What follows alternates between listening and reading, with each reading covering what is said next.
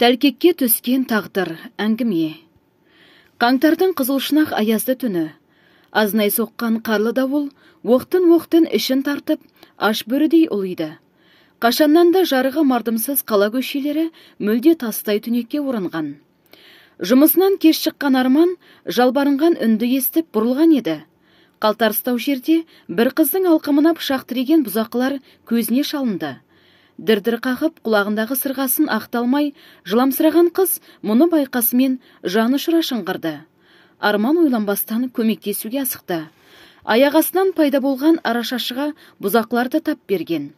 Ұзынтұра жігітті шықшытынан ұрып мұрттай ұшырған Арман екінші тонаушымен жеке қалды. Ол болса, келсең кел дегендей пышағымен ауаны осқылап саспайды. Алайда бокстан спорт шебері деген атағы бар Арман да оңай шағылатын жаңғақ емес еді. Жалтара беріп, жұдырықты жаңбырша жаудырды. Ыңырсып, екі бүктетілген тәпелтек қарақшы оң жақ қапталдан тиген ауыр соққыдан талып түсті. Төрт тағандап, орнынан зорға көтеріле берген алғашқы құлағанды Арман иегінің астынан шірене теуіп, қайта сұлатты. Торғайдың балапанындай бүрісіп тұрған қызды қолынан жетелеп, жарық көшеге алып шыққан Арманға бейтаныс бой жеткен үйіне жеткізіп тастауды өтінді. Екеуі бірнеше көшені кесіп өтіп, әсем коттедждің атшаптырым ауласына енді. Еңселі үйдің төргі бөлмесінде кішігірім жартастай қарашал отыр.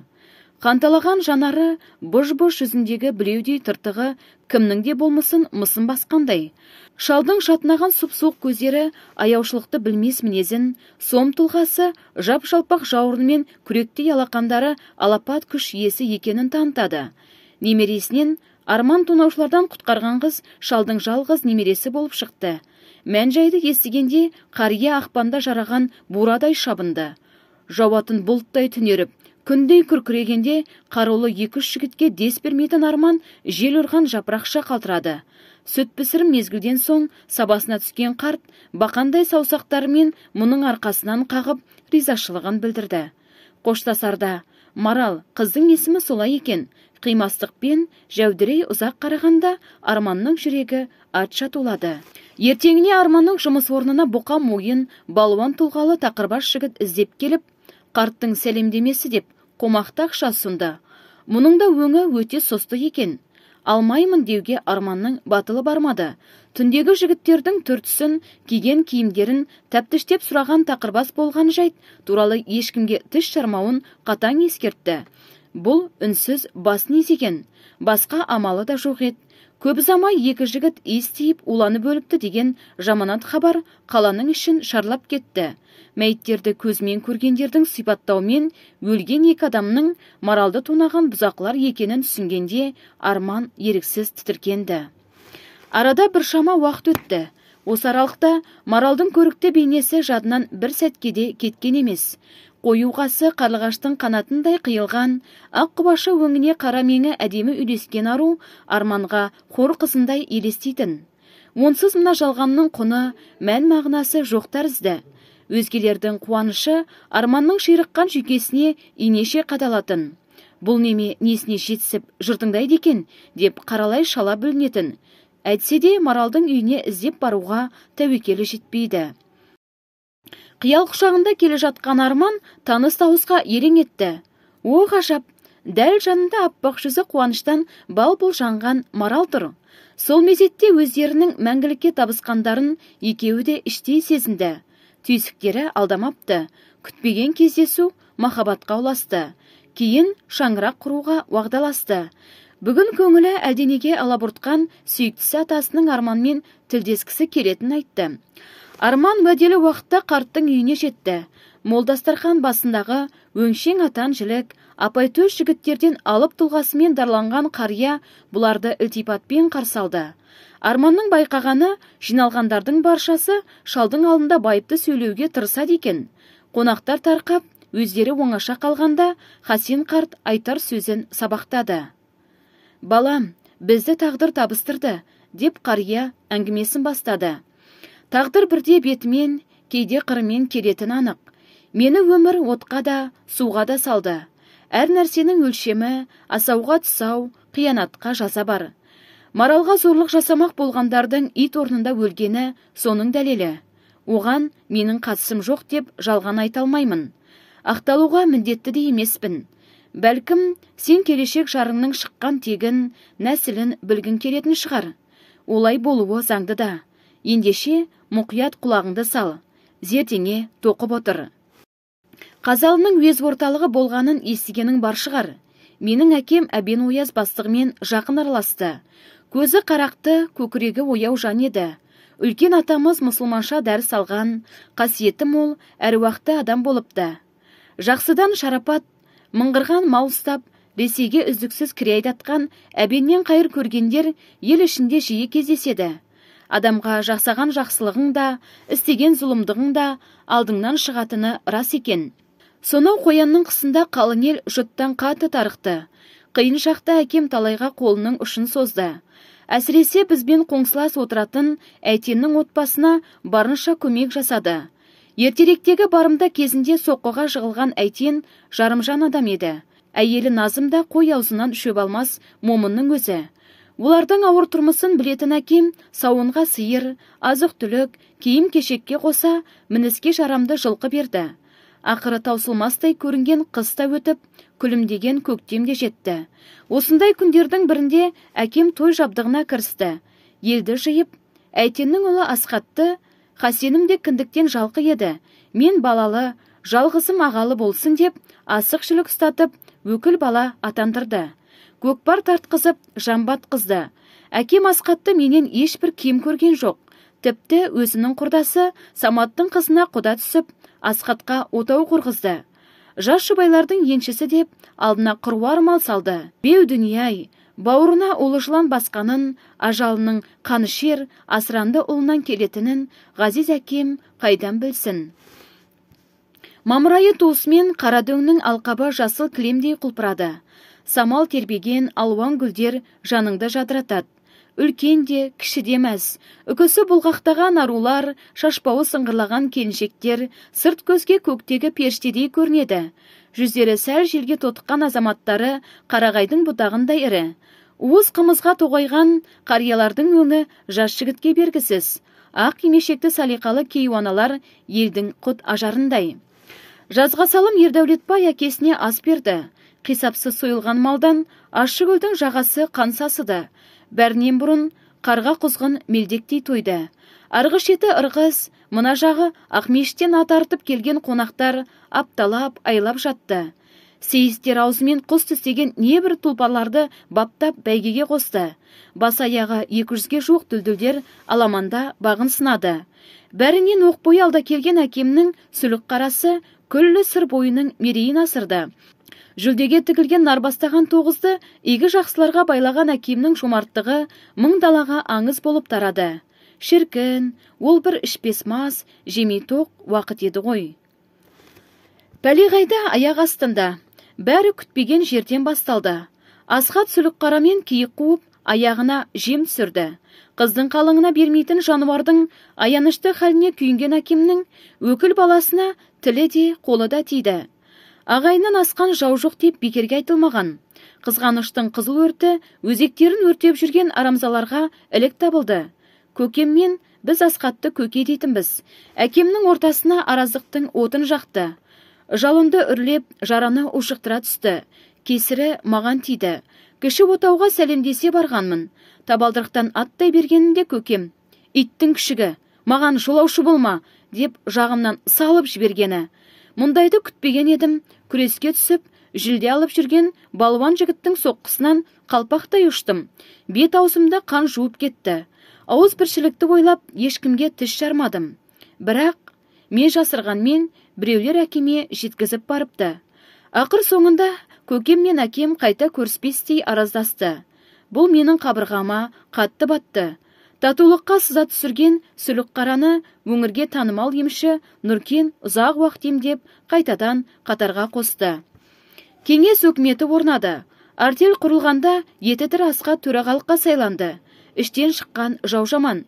Кешегі бауырымыз басымызға қара бұлт үйірді. Әкемді бай құлақсын деп жиыннан қуып шығыпты.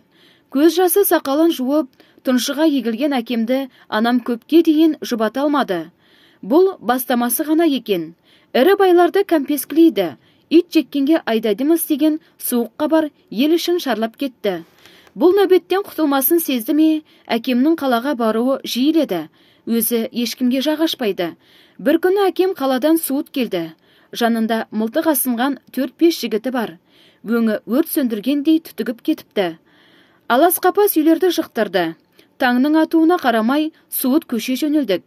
Жол жөнекей Ащыкөлдің маңына аялдадық. Мені ертіп алып, қалың шидің арасына енді.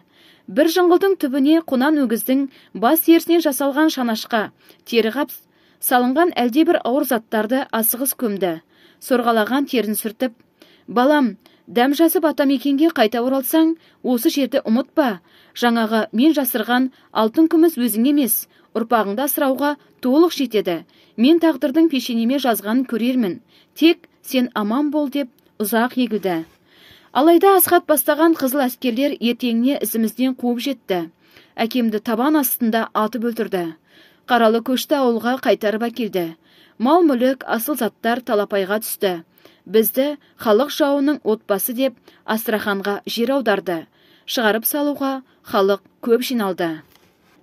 Шашын жұлып зарланған апам, кесір ұлына теріс батасын беріп, жанарынан жасы тамшылаған Асқаттың әкесі Әйтен. Ақ сүтін жерге сауып, баласын қарғаған анасы Назым. Бізге ат үстінен қамшы ерген Асқаттың тақымындағы сүлік қараның жер көкті жаңғырта кісінегені әлі көз алдымда тұр. Ресейде азаппен бірнеше жылды өткіздік. 3 қысалықтан анам көз жұмды. Мен жападан жалғыз қалдым. Бізден бәрі теріс айналды.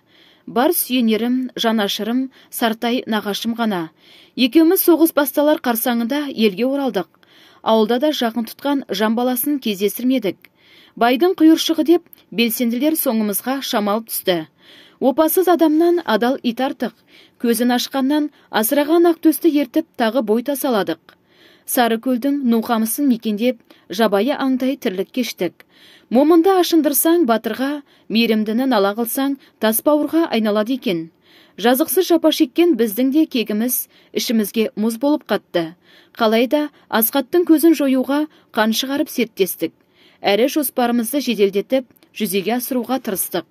Көп замай оның тайыншадай етінің дәл тұмсығының астынан сүлік қараны алып кеттік. Азда болса ішіміздің қыжылы қайтты. Асқат жынданып кетуге сәл қалды. Оқиға күлкілі де тосынан өрбіді. Саяткер аңшы Сартай нағашымның білмейтін пәлесі жоқ еді. Бұл жолы тосын айлаға көшті. Тайыншадай қасқыр иттің жел жағынан ұйыққан қаншықтың кепкен тезегін шашып жібергенде қабаған төбет бар дүниені ұмытты. Ынтасын аусар билеп, ала сүріп, қыңсылаған иттен аттап өттік. Жайшылықта аттың үстіндегі адамды жұлып алатын арлан бізді елеген де жоқ. Белдеуден сүлік қараны шешіп алып, тайып тұрдық. Бірақ жатқан жыланның құйрығын басыппыз. Сыртымыздан аңдушы қойғанын байқамаған едік. Ауылға барған сапарымның бірінде қолға түстім. Өңменіме мылтық тіреп, дыдау қамшымен тілгілеп отырып, Сарыкөлге әкелді. Нарнамысқа бекінген нағашымның елден асқан мергендігін білетін милициялар сақтыққа көшті. Нәлеттердің жанының тым тәтті екен қайтерсің. Оққа қалқан ретінде мені алға тұрғызды. Денемді тасалап, көл ортасына мысық табандап жақындады. Мен болсам, қорқыныштан, әрі біздің келгенімізді білсе, өзі де қарап жатпас деген оймен үздіксіз дыбыстаумен болдым. Мүлгіген тыныштық. Қостың алдында ақтөстің мауыздалған өлі денесі жатыр. Үріп, сездіріп қоймасын деген нағашымның әрекеті. Сүлік қараға мінген Сартай үштігелі жоғалды. Тұлпардың күйігі өзегін өртеген Асқат ашуын менен қайтарды. Бақандай 10 жылға соттатты. Зонада Сағидатты баскесерді өлтіріп, тағы 10 жыл жамадым. Тұла бойын жүн басқан жуан жұдырық тау жігітінің озбырлығына шыдамадым.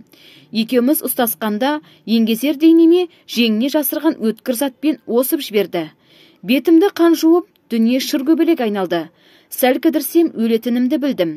Жандармен ұмтылғанымда қолым алқымына тиді. Сығымдай қысып, жұлқи тартқанымда өңеші жылынып кетіпті. Соғыс уақытының қатал заңы мені қапаста шірітуге айналды. Кеңес үкіметіне көңілім ешқашан жылған емес. Өзің ойлап көрші. Әкемнің нақақтан қанын төкті, өзімді жазықсыз қудалады. Сонда мен бәлшебектердің өкіметін не үшін жақтауға тиістімін? Алайда мен үшін тірі қалудың бір ғана жолы майданға, айыптылар батальонына сұрану еді. Өтініш жаздым. Өтінішім қабылданып, майданға қарулы күзетпен жіберді. Осылайша қанды ғазаптың бел ортасынан бірақ шықтым. Ажалмен қысқа күнде 40 кездесеміз. Айыптыларға қаруды шабуылға шыққанда ғана береді. Нағыз тозаққа жұмсайды. Дегенмен, сүйекке дақ түсіру маған өліммен тең еді. Мейлі, қамасын, әулетімді тоз-тоз қылсын. Мен еркекше соғысуым керек. Анам мен туғанда ұл тудым деп қалша жеген. Қорқақтық жасасам, әкемнің аруағы мені кешірмейді деп фашистермен арыстан шалыстым. Бойымды кернеген ашу ыза, қанды кекті немістерден алдым. Қарсы келгенін қурайша жапырдым. Қолма-қол шайқаста оңдаған дұшпанның жанын жаһаннамға жібердім. Блиндажға басып кіріп, неміс полковнигін тұтқынға түсірдім. Шайқас барысын дивизия командирі бақылау пунктінен көріп тұрыпты. Ерлігімді бағалады. Мені айыптылар қатарынан босатып, тұрақты әскери құрамға ауыстырды. Наградаға ұсынды. Орден медальдарым жарқырап, соғыстан абыройлы оралдым. Зұлматшылдардың зардабы елге де оңай соқпады. Ауылда бала шаға, шал кемпір, қатын қалаш қалыпты. Әйтсе өзегі талған халықтың тірлігіне нәр беріп тұрғанда солар болатын. Бұл дүниенің есесі о дүниеге кетпейді екен. Мемлекеттің ақшасын жеп сотталып, қамақта өлген Асқаттың жартылай құлаған үйін көрдім. Өзі айдауға кеткенде әке шешесі аурудың салдарынан қайтыс болыпты. Әйелі басқа біреуге тұрмысқа шығыпты. Ал баласы маралды тонамақ болған екеудің бірі Асқаттың жалғыз ұлы екенін кейін білдім. Екі тонаушының да қайғылы қазаға ұшырағанын өзіңде естідің. Уақыт бәріне емші. Әкемнің жасырған көмбесін қазып алдым. Соның арқасында емін еркін өмір сүрдім. Үйлендім, перзент сүйдім, немерелі болдым. Кейін Маралдың атанасы жол апатынан өмірден озды. Бұл қаза маған аса ауыр тиді. Ойлана келе, атанасыз қалған жетім балаларды асырап, жеткізуді мақсат тұттым. Бүгін өзің көрген жігіттер, сол балалар. Менің ұлдарым, Маралдың бауырлары. Олардың көздегені ізгілікке лайықты сый жасау, озбырлықты жүгендеу. Әйел өмірдің сәні, еркек үйдің қаны деген. Құлындарым, бір-біріңді аялаңдар. Ең бастысы шынайы махаббат, кіршіксіз көңіл екенін ұмытпаңдар деген қарияның айбынды өңін тараңдап жас жуды. Тағы да бір таң атты. Жаңа көтерілген күннің әлсіз сәулесі арманға уыз бақыттың хабаршысындай көрінді. Солай болғай. Достар, осымен бүгінгі әңгіме тамам. Хасен қарттың айтқандары көпшілікке ой салар деген үміттемін. Ал сіздермен болған әдеттегідей Асем ТВ арнасының жүргізушісі Асем Жұмалиева. Келесі кездескенше аман сау болыңыздар.